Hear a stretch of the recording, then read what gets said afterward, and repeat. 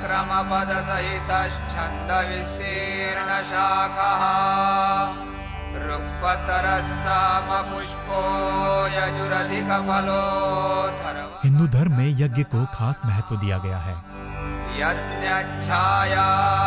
समय को ध्यान में रखकर यज्ञ की प्रक्रिया को आसान और अधिक व्यापक बनाने के लिए अनेकों कदम उठाए गए।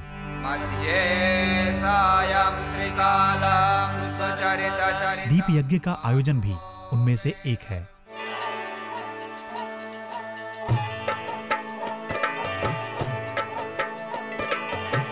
दीप यज्ञ ने लोगों के जीवन में यज्ञ की भावना को जन्म दिया।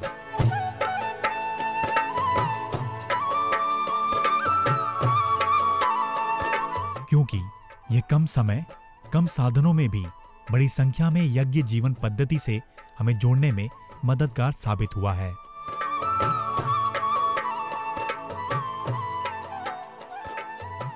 इसी प्रकार से यज्ञ में हमारी भारतीय संस्कृति की मूल बातें, गायत्री हमारी माता और यज्ञ हमारा पिता। गायत्री ज्ञान और यज्ञ कर्म।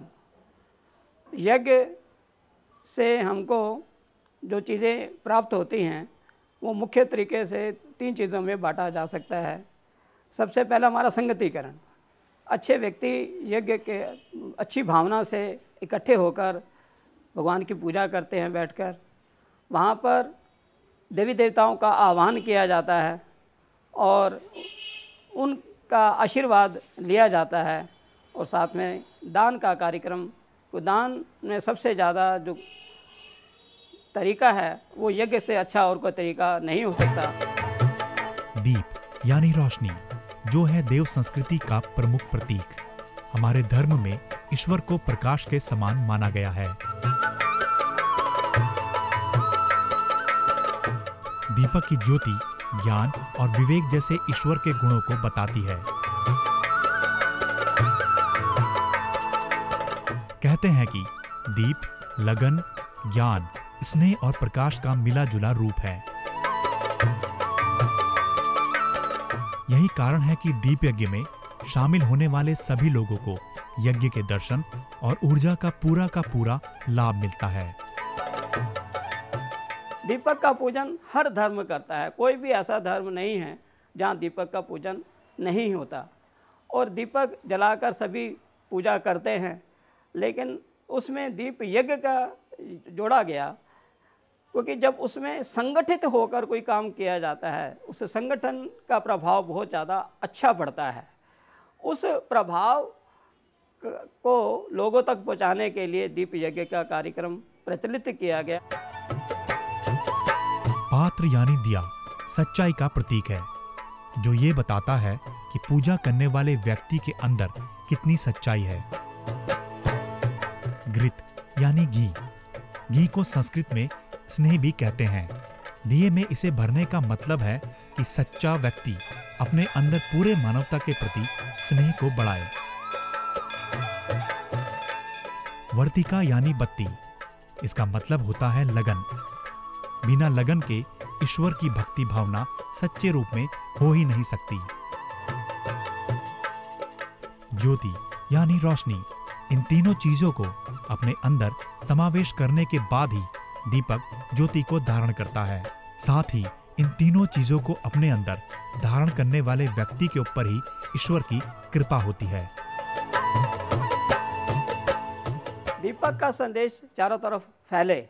दीपक का मुख्य संदेश क्या है कि वो अपनी लौ को कभी नीचे नहीं करता है, अपनी लौ को हमेशा ऊपर रखता है।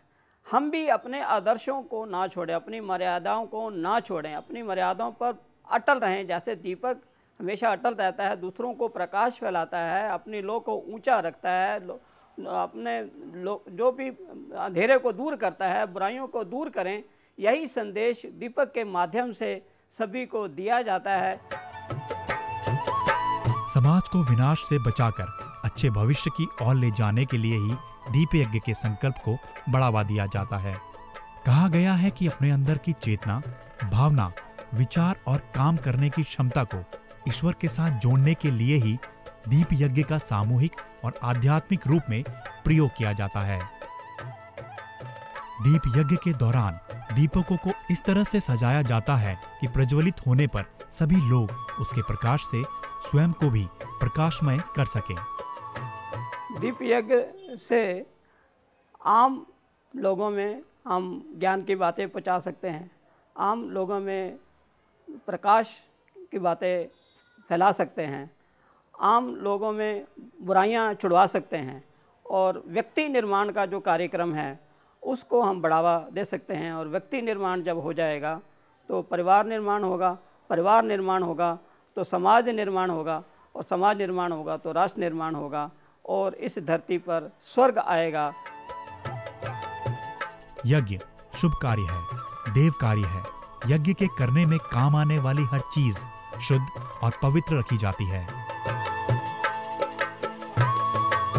दीप यज्ञ की विशालता और सफलता का मूल्य दीपकों की संख्या से नहीं, भगवान के प्रति भक्ति भावना से जुड़ने वाले लोगों की संख्या के अनुसार होता है और यही दीप यज्ञ के महत्व को उजागर करता है।